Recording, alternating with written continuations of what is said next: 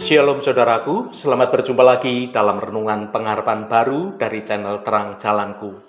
Kita bertemu lagi, saya berharap Anda semua dalam kondisi yang penuh sukacita dan terus bersemangat untuk terus mencari, haus dan lapar akan kebenaran firman Tuhan. Saudaraku, seringkali kita ini hanya fokus pada buah atau pada perbuatan baik yang terlihat oleh orang-orang di sekitar kita. Namun kita lupa akan sumber yang menghidupinya. Mari kita bersama-sama membuka hati untuk dapat memahami bagaimana kasih dan juga iman itu menjadi suatu akar yang menopang seluruh kehidupan kita.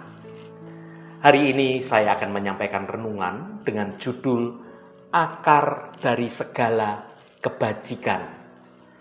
Namun sebelum kita mendengarkan renungan ini, mari kita awali dengan berdoa terlebih dahulu.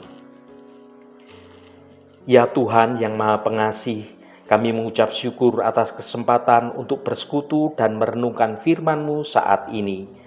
Kami ingin belajar tentang akar dari segala kebajikan yang bersumber hanya dari Engkau sendiri. Bukalah hati dan pikiran kami, agar kami tidak hanya menjadi pendengar, tetapi juga menjadi pelaku kebenaran firman-Mu.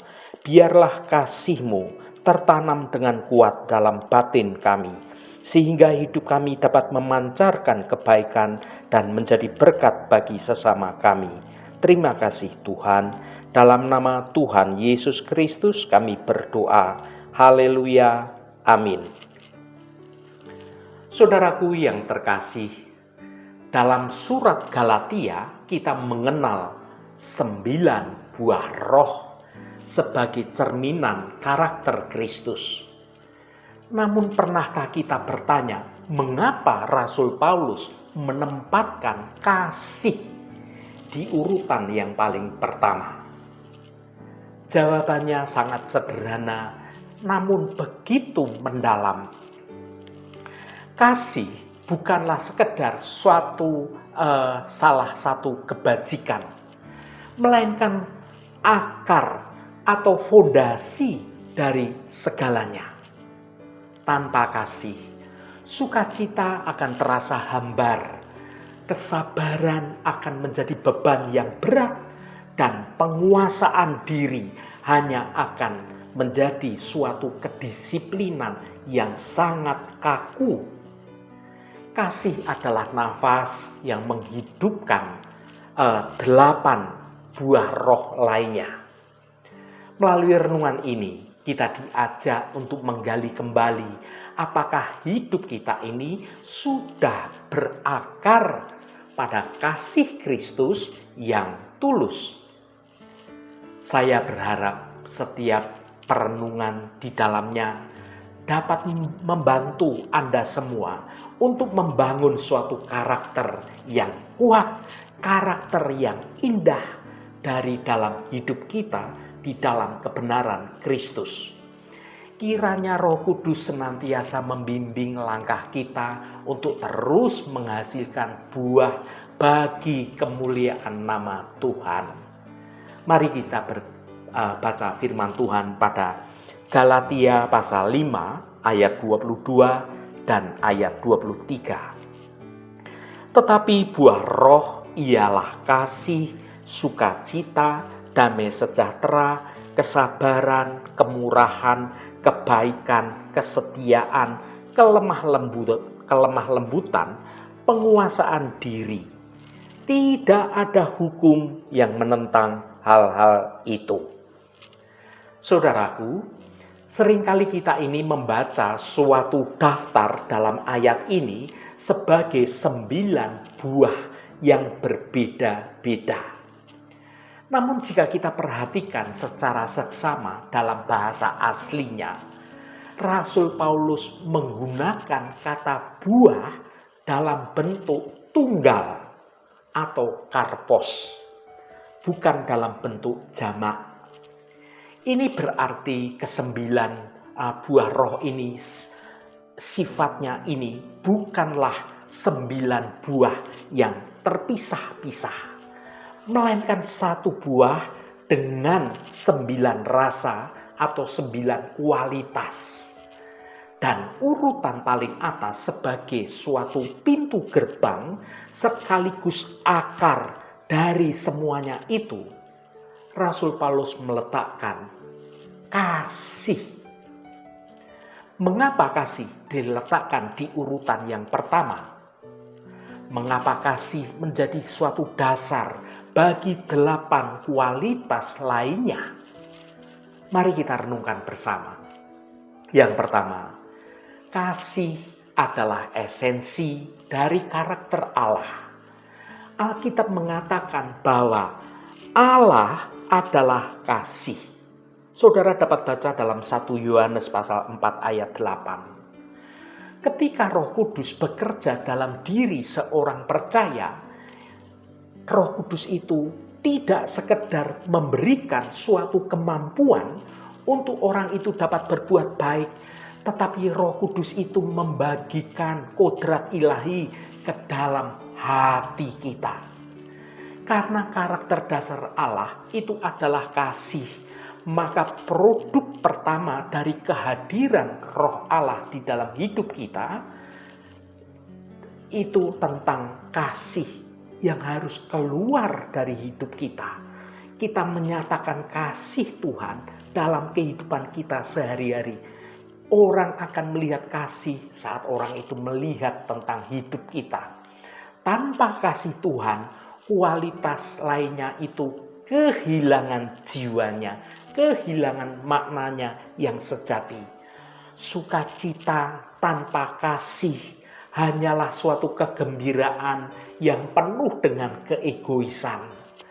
Dan kesabaran tanpa kasih hanyalah suatu ketabahan yang terasa begitu dingin. Namun ketika kasih menjadi dasar dari semuanya, maka setiap aspek dari buah roh tersebut menjadi suatu hidup dan juga memiliki suatu tujuan yang memuliakan nama Tuhan. Yang kedua, kasih sebagai bahan bakar dari 8 kualitas lainnya. Jika kita membayangkan buah roh itu sebagai suatu bangunan, maka kasih itu adalah suatu fondasi yang menopang bangunan itu bisa berdiri dengan kokoh. Jika kita membayangkan sebuah pohon, maka kasih adalah akarnya.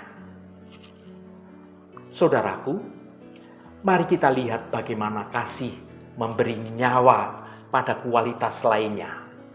Yang pertama, sukacita. Ini adalah kasih yang bersukacita karena Allah dan juga karena sesama kita. Sukacita anak-anak Tuhan bukan karena situasi yang sedang baik-baik saja, tetapi karena kasih Allah yang menetap di dalam hati kita. Yang kedua, damai sejahtera. Ini adalah kasih yang beristirahat. Saat kita tahu dikasihi oleh Allah, kita mengasihi sesama kita, maka kecemasan dan konflik yang ada di dalam batin kita dan batin orang lain yang diliputi kasih, semua itu akan menjadi mereda karena ada kasih di dalam hati kita. Yang ketiga, kesabaran. Ini adalah kasih yang menanggung beban. Kita bisa sabar menghadapi orang yang sulit karena kita memilih untuk mengasihi mereka sebagaimana Kristus sudah mengasihi kita. Yang keempat, kemurahan dan kebaikan. Ini adalah kasih yang bertindak. Kasih itu tidak hanya diam di dalam hati kita, ia keluar dalam bentuk suatu tindakan yang nyata, baik melalui perkataan maupun melalui perbuatan kita yang mau menolong orang lain, yang mau kita ini mau memberi kepedulian kepada orang lain. Yang kelima, kesetiaan. Ini adalah kasih yang teruji oleh waktu. Kita setia karena kita mengasihi Tuhan dan janji Tuhan itu lebih dari kenyamanan diri kita sendiri. Yang keenam, kelemah lembutan. Ini adalah suatu kasih yang menyentuh dengan hati-hati. Ia tidak kasar, ia tidak memaksakan kehendak, tetapi penuh empati. Yang ketujuh, penguasaan diri. Ini adalah kasih yang mendisiplinkan diri demi kebaikan orang lain untuk kemuliaan Tuhan. Kita mengendalikan nafsu kita karena kita mengasihi Allah di atas segalanya. Saudaraku, tanpa kasih, kedelapan hal ini hanyalah tentang suatu disiplin moral yang sungguh melelahkan. Namun dengan kasih, semua itu menjadi suatu buah roh yang tumbuh secara alami dalam hubungan kita yang dekat dengan Kristus. Saudaraku yang dikasihi Tuhan, mengapa kasih mendahului penguasaan diri? Mungkin kita bertanya-tanya mengapa penguasaan diri diletakkan di urutan terakhir dan kasih di urutan yang pertama. Hal ini mengajarkan kita sebuah rahasia pertumbuhan rohani. Kita ini sering mencoba memperbaiki diri dengan penguasaan diri terlebih dahulu. Kita berusaha keras untuk kita mau menjadi sabar atau mau menjadi baik dengan mengandalkan kekuatan kita sendiri. Namun urutan Alkitabiah adalah dari dalam keluar. Dimulai dari kasih.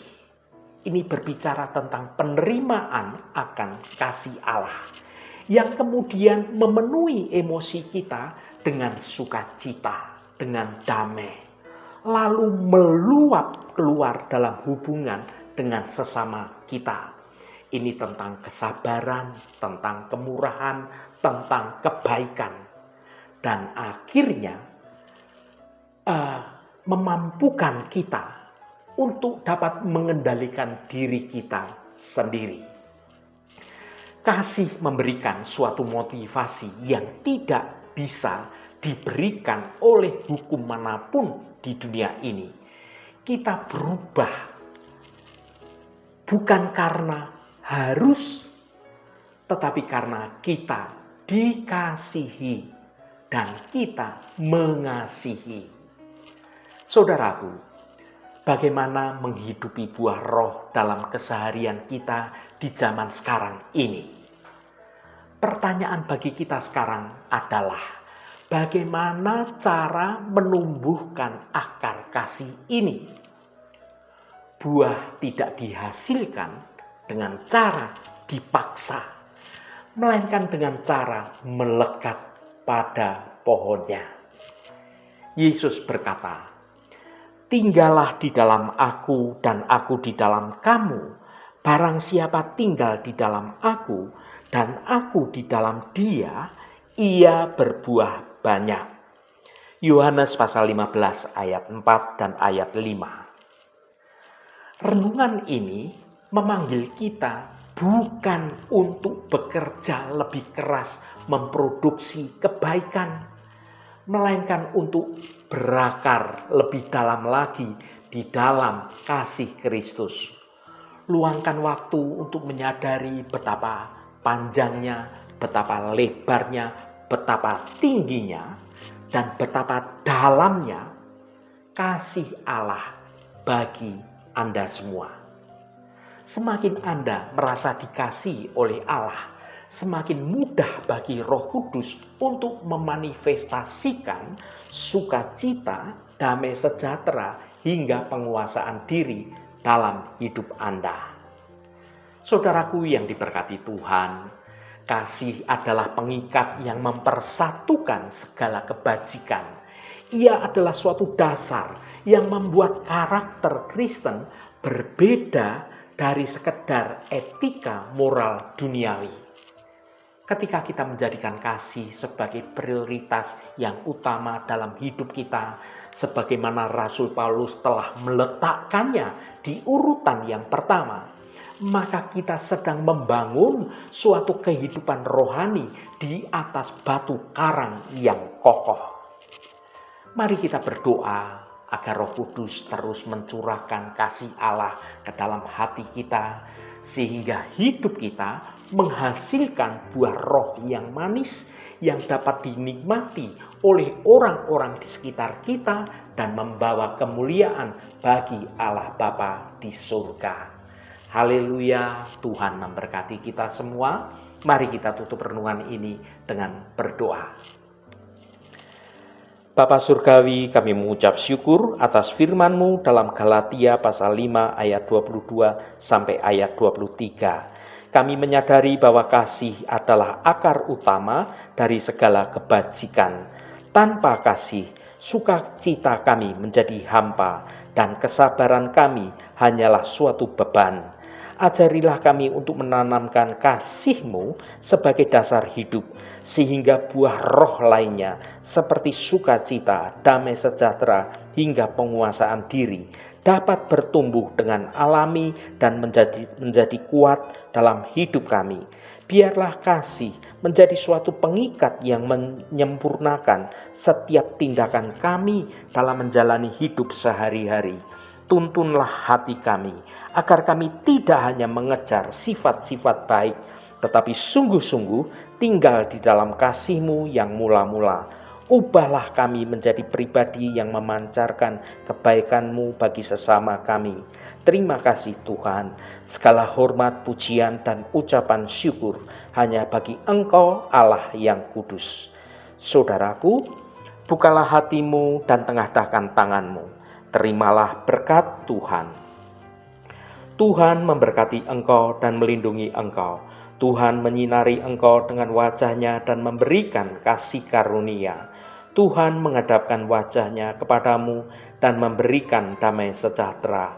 Berkat anugerah dari Bapa Surgawi, cinta kasih karunia dari Tuhan Yesus Kristus, dalam persekutuan dan penghiburan Roh Kudus, menyertai kita semua sekarang ini dan sampai selama-lamanya. Dalam berkat Tuhan Yesus Kristus, haleluya, amin. Puji Tuhan saudaraku semua, biarlah melalui renungan pengharapan baru dari channel Terang Jalanku ini dapat membangun kehidupan kita semua terus bertumbuh dalam kebenaran Tuhan. Saudaraku, saya sangat senang sekali dan berterima kasih jika Anda berkenan memberikan komentar pada konten video ini dan bagikan renungan ini pada teman dan sahabat Anda agar mereka diberkati juga melalui konten yang Anda bagikan itu. Terima kasih saudaraku, sampai bertemu kembali. Shalom, Tuhan memberkati.